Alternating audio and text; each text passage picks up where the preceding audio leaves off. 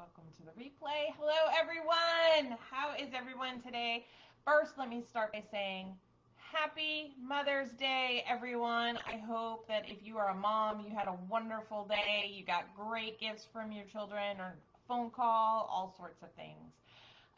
Today, we are going to start right away because we're going to be making a black tea. We're going to make some morning Irish tea while we talk about some tea etiquette and some interesting things about tea. Now, say hello in the comments. Tell us what you're enjoying for a tea, or even if it's not tea that you're drinking right now, that is all perfectly fine. But say hello. And if you have a question for us tonight, I really want you to go ahead and put it in the comments now, and I'll go ahead and answer it. We're going to focus on other things. I'm going to try and give you a chance to get those in the comments. Or in the chat, and we will kind of progress on. We are going to be making, like I said, morning Irish. And it is just a blend of black teas from India, Sri Lanka, and China as well. Those are three teas. They are mixed up together. So let me show you a little tea sampler here. You look, you see big, huge leaves in there. Look at that.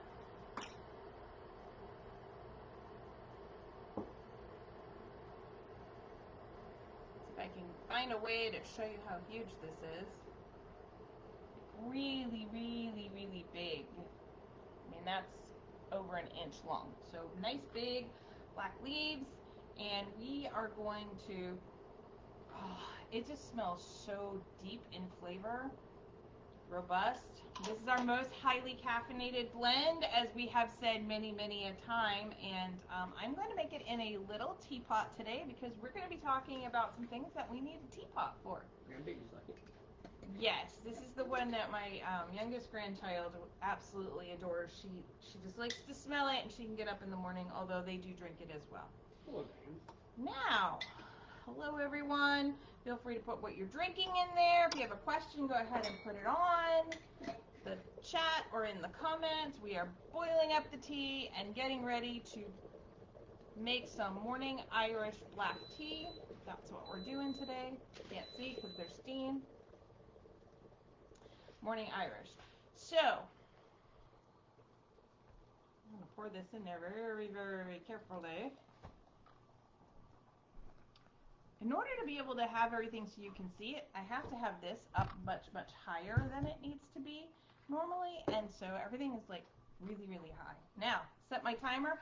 It's a black tea, so if you're brewing it hot, it's a 3-minute tea. I have set 3 minutes on the timer, and when that is done, we will be able to go ahead and brew some tea. Now, we are talking about the morning Irish. Absolutely love the morning Irish. It is, although the sun just peeked out for a minute, it has been pretty stormy here today, and we're going to have some more rain coming in into tomorrow. We've had a lot of rain recently, which is great for the farmers in here in Kansas, but we wanted, when we were talking about like what kind of tea should we brew up today for the live, we really wanted to go with something that I think of as like a comfort tea, you know, the black teas with milk in them or some sweetness and that sort of thing. And I wanted to do a little pot. I love using these. Maiden's Blush, you know, that was the #2 contender. And I've got another one doing their Onyx Chai. I love that. I love that, ladies. We wanted to do something a little different. I haven't done morning Irish in a while. It was between that and the breakfast blend. Because, I mean, let's be honest. I can't drink Serene Sunrise every Sunday, as much as I would love to. It's my favorite. Although I do enjoy some of the other ones. We are going to just waiting for this to brew up. And I have 2 teacups ready here. And there is a purpose in my teacups. First of all, I got my makeup out. We're going to go over a couple of things today. We're going to also be talking about tea etiquette. Okay, these are not the fancy etiquette lessons. I'm just want you to know right up front. But there are 5 cultural norms, so to speak, across tea ceremonies and tea communities across the world. And one of them is pouring and serving. One of them has to do with how you handle your teacup, how you sip or savor your tea, kind of conversations and socializing around it, and then how you think the host. So thought we would explore some of those today, share a little thing. I know everybody's always like pinkies up. We're going to talk about whether or not pinkies are really up when you go to grab the teacup or not. But we are 40 seconds away from this tea being done, and I see we have a question. Yes. Now you said it's a comfort tea, so it's gonna be comfortable. Oh wow! Did y'all hear that? Him and his comfort tea bowl. Yeah, dad jokes at this point are not in session. There, for some reason, my son, my husband, and several of our friends that are males all feel the need to do the dad jokes 24/7. I can't escape them. Okay. And that is our signal. We are going to take this out.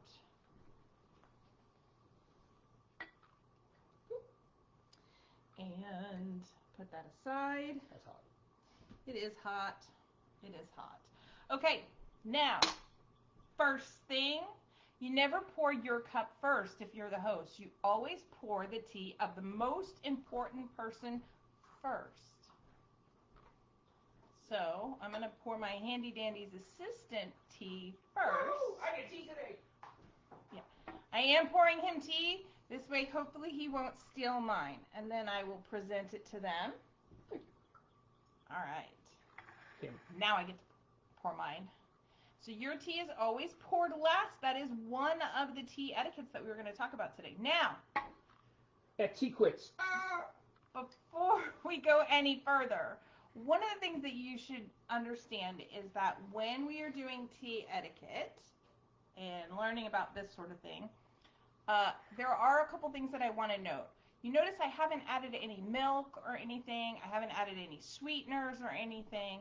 And I know that there are traditionally some places, especially in Great Britain, where they pour milk in the cup first. Now, the reason why they have done that and it became a tradition is because the china was very fragile. And when you had that boiling hot tea pouring into the cup, they needed to kind of moderate the temperature a little bit so it wouldn't crack or chip or anything like that. So they would pour a little bit of the milk in.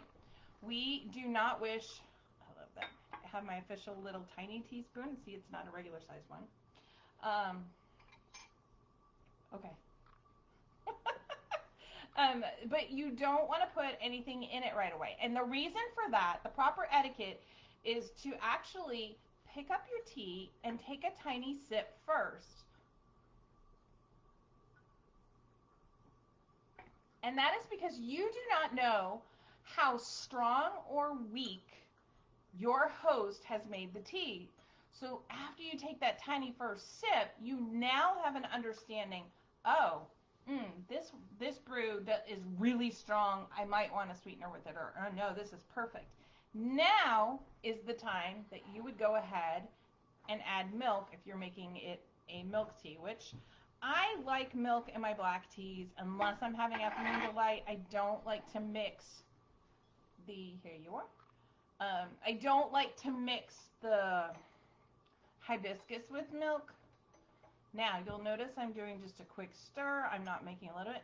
I just kind of like dropped it off, but I didn't bang on my teacup.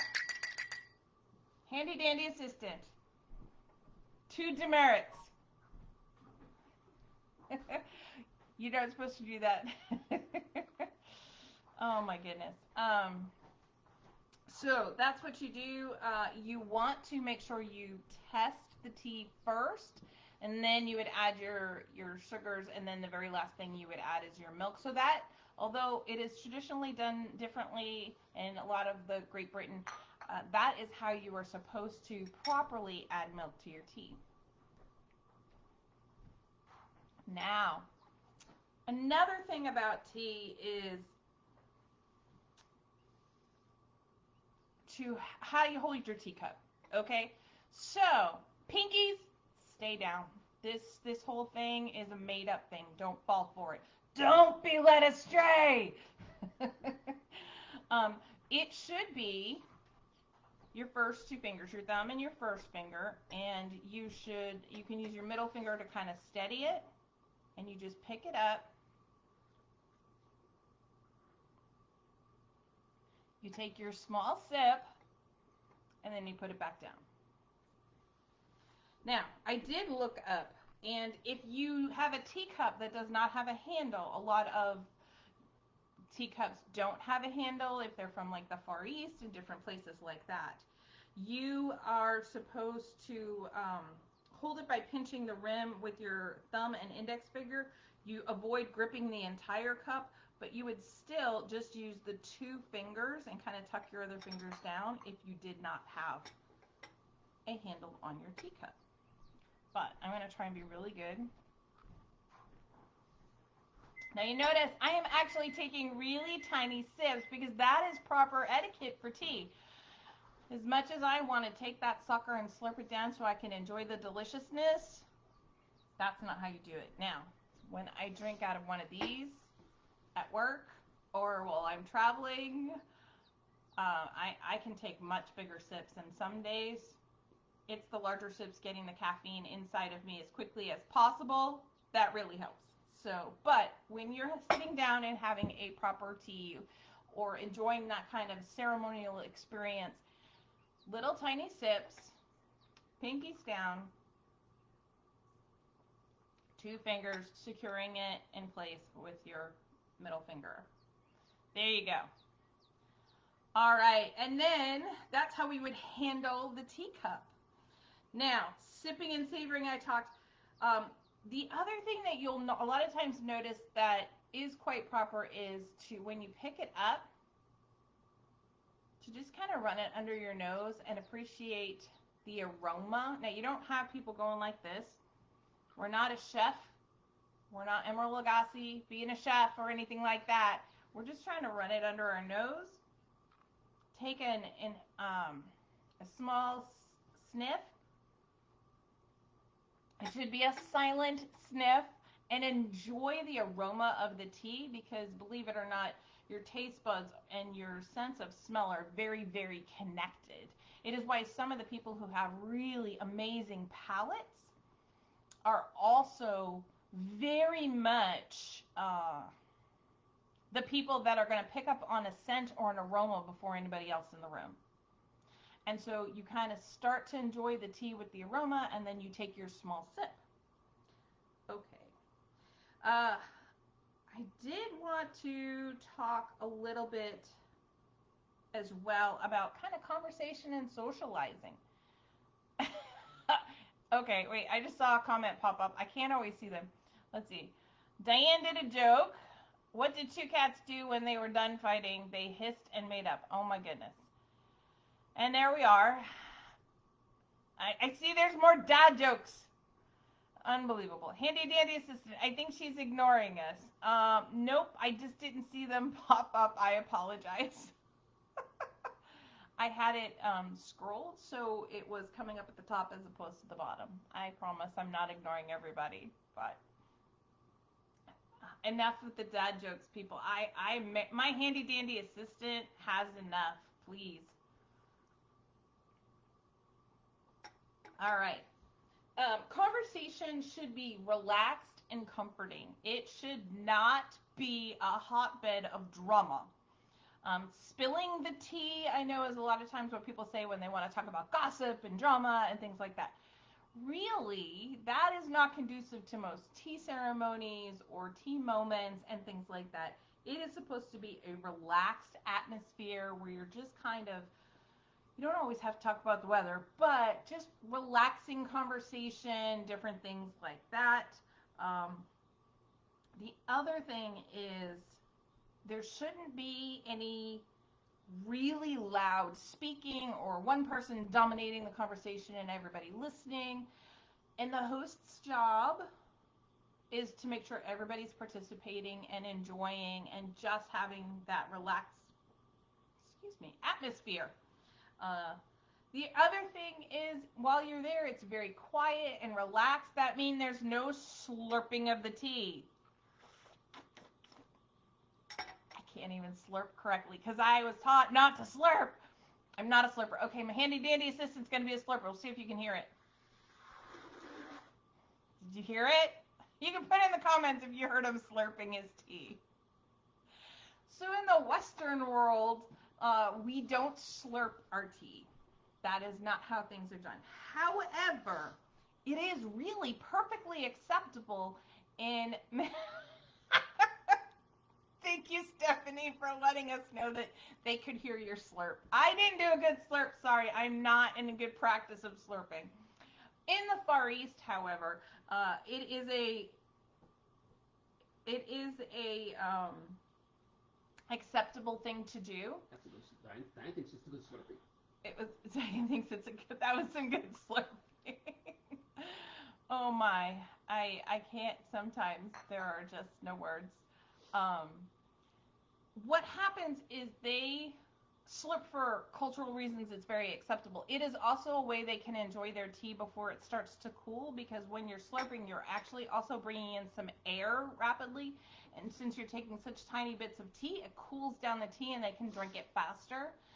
But that is a very culturally accepted thing. It can also be taken in some of those Far East areas and cultures as appreciation for the tea. That is, the drinker is, you're savoring the flavor and different things like that. If you've ever seen a professional tea sommelier or tea taster, a lot of times they slurp because they're trying to drink it while it's really hot, and they can get, while they're slurping, they're kind of inhaling as well. They kind of get the aroma and the flavor and different things. And then, like so many other, like wine, they swish it around their mouth and then they spit it out. And I'm always at the point, like, I'm done. I am not going to spit out delicious tasting tea. I'm going to drink that sucker. I don't care how many cups it means I'm going to have that day. But they would slurp as well. And if you're not used to it, it's very disconcerting. But there's a reason behind it. They're trying to drink it while it's at the peak of flavor, but it's really too hot to drink yet, so they'll slurp. And in those ways, it's acceptable. Amateurs. For the handy dandy assistant, and we are having a nice, delightful tea party here in the West, slurping is not acceptable. Just be really, really clear. Burping is. Burping is not acceptable either. All right. So the other thing I want to talk about is thanking the host. Now, it's customary to thank your host or hostess because there are a lot of men out there who enjoy tea as well. Even though it's Mother's Day, you know, there are a lot of gentlemen that on Father's Day may want to celebrate with a cup of tea. Expressing your gratitude. Now, this can be verbal. This could be through the traditional thank you notes or a small gesture like a nod or a smile. It does not have to be a gift. It doesn't have to be anything. But that thankfulness at the end is kind of like the conclusion of the tea ceremony, that tea moment together that you're sharing, and is actually proper etiquette. So there you go. Let's see. Okay, so I wanted to also talk for a second. I don't see any questions coming up. I see a lot about slurping, and everybody's busting out the jokes today. Let's see. Did anybody have any questions? If you'd put them in the chat or in the comments, I will definitely get to those. All right.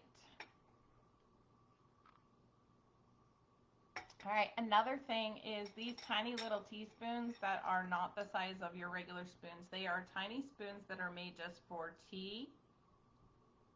I don't know if you can really get an idea of how big that is. And it's basically, they're very fancy. These are very fancy, but they're basically the size of the teacup or the height of the teacup. These, again, we're not doing a really loud stir like this. We're definitely not making the chattering sound. Typically, you'll stir. You'll give it one good thing. And then you can put it on the saucer, but you can also put it on your on your table if you so desire to have it put to the side. As everybody hears my dishwasher go off, our dishwasher is now done. That's the ring in the background. Gotta love it, gotta love it. Everything goes off at the same time. So keep in mind that as we enjoy the tea together with friends and different things like that at tea parties and tea ceremonies, the tea is just a way to connect and enjoy each other's company. It's not about, I'm always telling people when we go to the events, tea does not have to be fussy. It can be super fancy, dancy, and fun, but it doesn't have to be. It can be very, very simple. You saw, we literally took this little teapot. We put some tea in, we poured the water, we took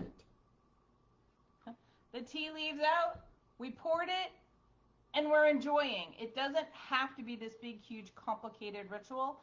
But there's always those things that people say, like, you know, the pinkies, or are you supposed to, you know, bang it on the china, or you're supposed to do this or that. And I figured, let's talk about how we really are supposed to enjoy tea. It's supposed to be a relaxing experience. It's supposed to be fun. It's supposed to be just a quiet moment together with friends. Okay. Let's see. I want to see. Okay. There was one thing when I was pouring tea that I didn't do. Now, if it's possible, there are many people that will hold kind of the spout, or they'll hold the kind of lid on with one finger and pour. And you should always pour from above the cup, as I drip a little bit. Not just kind of like straight into the cup, a little bit above. But I have gone to tea rooms across the U.S., and they will literally try and bring it like 12 to 15 inches above the cup. That is not cool. That is the splash zone. Even if they're really talented and there's no splash, that is not proper etiquette for pouring tea. So let's not turn this into a freestyle event, okay? Just a little bit above the cup. Pour it in so they can see it go in. They get to see the beautiful color. They enjoy it. They put the teapot down. And again, some of the other teapots, not this particular, they'll have that lid, and so they'll just put that second finger on there to kind of hold it in place so it doesn't come off. That's also acceptable when doing tea. And you would just, like I said, you start with the most important person, your most honored guest, and then you kind of just go around the table as long as you serve yourself last. All right. Are we seeing any questions come up? We are not. We are not seeing any questions come up. All right. You may not have had questions today, but I urge you very, very much to get questions into me before next week. Next week, we will be doing a big question and answer series. And I have a couple of interesting things that we're going to talk about when it comes to those. Now, I do want to give you an update. I have the peach tea all ready to go. I meant to hand it out to everybody yesterday and today, and they're all still sitting in my pocketbook. So, I started actually handing them out on Thursday. A couple of our testers have already gotten them. I have more to hand out, but pretty soon we'll be talking about our new peach tea that will come out. It will be a seasonal tea. It will officially come out in June. It'll probably be there for like June, July, and August, kind of during those hot summer months. But here's your chance to weigh in. I'm going to listen to what my tea tasters say, because a lot of times they will suggest a name. We're kicking around a couple of ideas for names, but here's your chance to weigh in. In the comments, before you leave, put in what you think the tea should be named. Fred. We're not going to name the tea Fred. Thank you very much, handy dandy assistant. Your vote has been cast and noted and rejected. We made the tea. It has freeze-dried peach in it. It has a green tea. It has actually a jasmine green tea in it, and it also has red raspberry leaves in it. So those are kind of the ingredients if you want to think. It's very, very light. You get peach at the first little bit. The green tea comes in with the red raspberry, and then it leaves with another peach finish. So that's kind of what it's like. It's a very light peach. Do not be thinking you're drinking peach juice, because that's not what this is going to taste like. It's a very light, subtle peach flavor. So think about it. Put in the comments what you think we should put in the name for, or in the running for a name for this new tea, and we will announce that name next week here on our live. All right. Well, happy Mother's Day, everybody. We're going to let you get back to enjoying your day. If you're a mom, you're amazing. Even if your children forgot to tell you, you are amazing, and we appreciate you. And hopefully you reached out to all the other mothers. I know a lot of my friends will reach out and we'll tell each other Happy Mother's Day and different things like that. So enjoy the rest of your day, and we will see you next Sunday.